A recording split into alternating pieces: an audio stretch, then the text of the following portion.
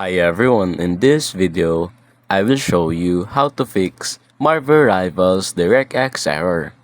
So first, let's check if your Directx is Directx 12.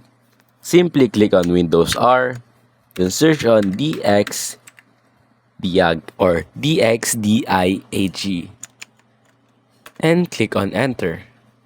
After that, wait for it, and here you go. Here you can see the Directx version.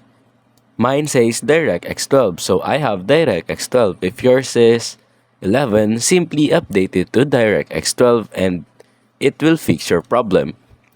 And if yours is Directx 12 and you still have the problem, simply update your OS or operating system.